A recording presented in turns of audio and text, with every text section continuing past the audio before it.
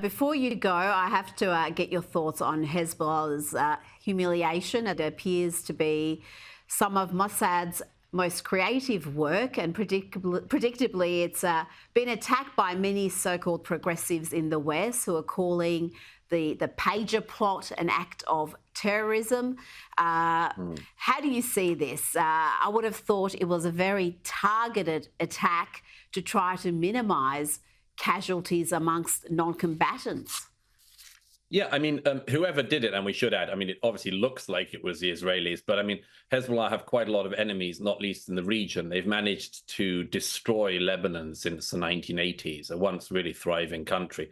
Lebanon has just suffered from this immiseration and violence since, particularly since Hezbollah has had the grip it now has. So they have a lot of enemies, but it looks like it was probably Israel that did it. And the people who claim that this is terrorism, I mean, I would just say, the definition of terrorism is the deliberate targeting of innocent civilians.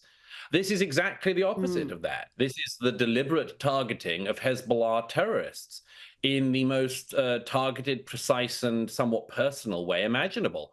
The people who say that this is indiscriminate seem not to have noticed that if you have a Hezbollah pager device or a Hezbollah walkie-talkie on you, the chances are you may well be a member of Hezbollah, and Hezbollah is a designated terrorist organization, and therefore you're just not innocent. So I suppose Hezbollah will try to spin this with their useful idiots in the West, and these people are useful idiots at this point, or just enemies of the West. Because let's be frank about it.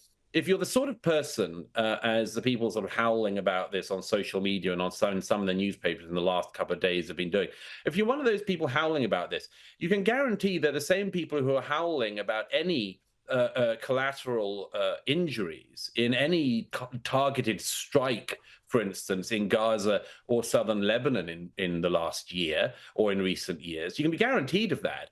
And now they claim you also shouldn't do the most precise thing of all, which is making the pager devices of Hezbollah operatives explode.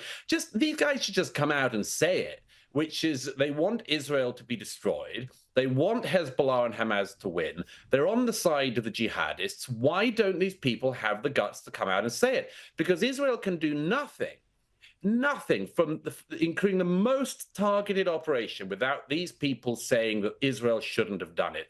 These people who are making these complaints in the last few days are people who want Israel to lose. That's fine. That's their view. I want Israel to win. These people want Hezbollah to thrive. I don't. I want to see them gone. I want to see them stop making misery in Israel and making misery in Lebanon. But, there it is. It's a very clear divide. And just remember, of course, the munitions that Hezbollah uses are far from precise.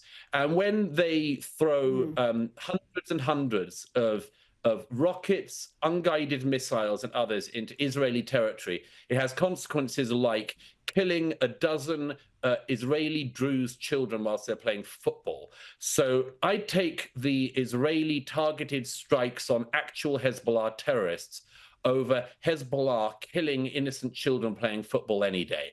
And if other people can't see that distinction, they probably can't see anything, Rita. Douglas Murray, thank you so much for your time this evening. Pleasure as always.